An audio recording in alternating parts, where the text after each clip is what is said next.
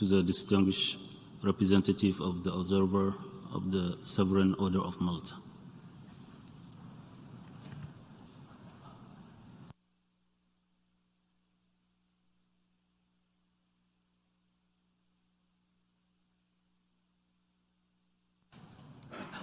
Mr. President, Excellencies and distinguished colleagues, the Sovereign Order of Malta is very grateful for this opportunity to speak on behalf of our organization on the question of Palestine and on a resolution of its suffering.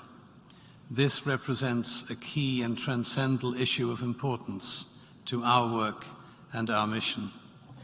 Since 1993, the collective effort of the multilateral community has continuously negotiated in favor of Palestine's right to self-determination. However, since the Oslo Accords were initially signed, no transformative progress has been made to alleviate the violence and suffering facing the citizens of Palestine. As the report states, the stalled peace process and the lack of new initiatives to benefit the Palestinian people's quest for self-determination have highlighted the need for enhanced global cooperation to reinvigorate negotiations and provide a political horizon leading to a just solution to the question of Palestine and a lasting peace. Since 2000, records show that over 10,000 Palestinians have died as a consequence of this conflict.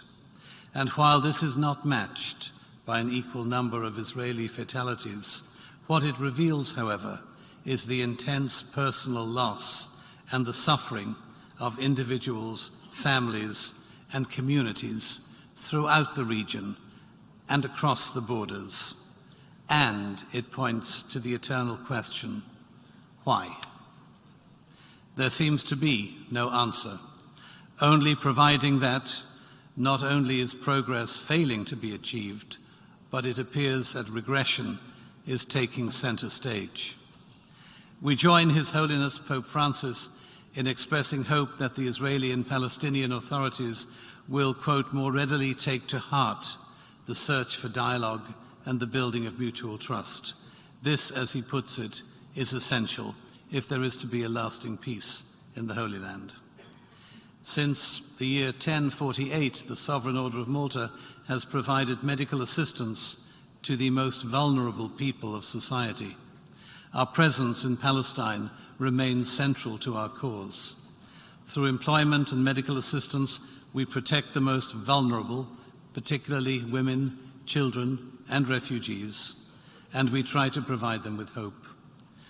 We appreciate that 90% of the Bethlehem workforce depends on tourism and on religious practices, and the rising tensions and the impacts caused by COVID have only exacerbated the decline of the local economy and the poverty that it ensues. Through our own hospital, Holy Family, we deliver approximately 70% of all Bethlehem infants, maintaining a survival rate of nearly 100%. Further still, we offer postmenopausal gynecological checkups, cancer screening, surgeries, and paramedical services. Thanks to outreach clinics, medical and social care can be brought to mothers and women who live in rural villages and scattered communities, as well as those in refugee camps who are unable to travel to the hospital.